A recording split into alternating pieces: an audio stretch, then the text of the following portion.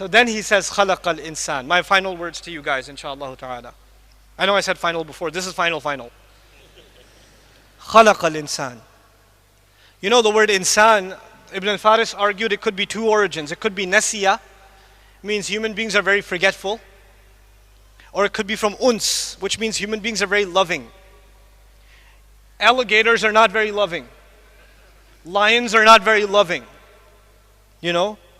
Other animals, they have some love, but not like human beings. We can even show love to other animals. We can show love to other human beings. We can show love to strangers, right? We have that ability. So we have uns in us. They are wahsh and we are uns. So there's two meanings to the human being. One, that we are forgetful, and the second, that we have what? Love. Allah chose this message perfectly for people who are forgetful.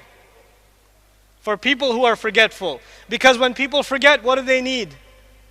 Reminder. And one of the names of the Quran is reminder. In huwa illa dhikrun. Kalla innaha tadhkira. Wa dhakkir bil Quran man yakhafu wa'id.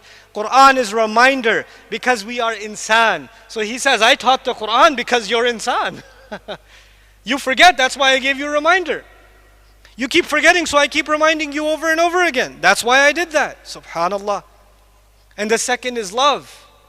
You don't just give love, you are looking for love. If you're looking for love and you have a hole in your heart that you need to fill, this word of Allah will fill it. This word of Allah will give you, you'll appreciate the love Allah has for you. The honor He's given us. How high His word is. وَكَلِمَةُ اللَّهِ هِيَ الْعُلْيَا, He says in Surah At-Tawbah. The word of Allah is the highest there is. There's nothing higher than the word of Allah. Al-Ulya, the superlative form is used. You know what that means? There's nothing higher than the word of Allah. And yet that word of Allah, anzalahu, He sent it down. Can you imagine? The highest thing was sent down. For who? For you and me. That's what you call a gift.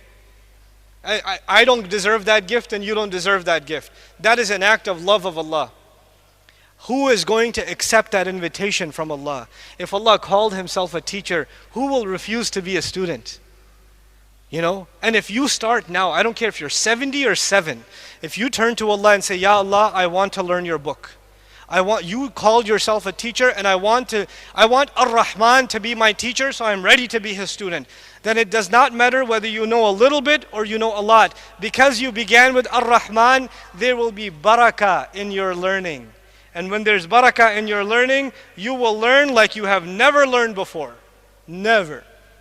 You are a bad student in mathematics, you are terrible in English class, you are horrible in history class, but when you turn to Allah's book and you want to learn Arabic, which is a complicated language, it's complicated. You want to learn tafsir and tajweed and memorize. If your intentions are, I want Allah's love and mercy, then Allah will open doors in your brain you didn't know existed. And it'll become easy for you like nothing else. You know, in college I was a terrible student. Terrible. I was a bad student. I only signed up for the courses in college that my friend took. Because he would take the notes. I slept on his shoulder for 4 years. You know, I also have a lot of elbow marks on my arm because he tried to wake me up. I was a terrible student. But when I started learning Quran and Arabic, I did not have to review twice. I learned something once and it came in my head. It's not because I'm smart, because I know how dumb I am. I'm a witness to myself. Allah makes things easy. وَلَقَدْ يَسَّرْنَا الْقُرْآنَ لِلذِّكْرِ. Allah makes it easy. We don't make that easy. You make the intention and Allah will make that easy for you. This is the message I want to share with all of you, really. I want you to become students of this book, students of this language. Don't be intimidated by it. Don't be intimidated by it.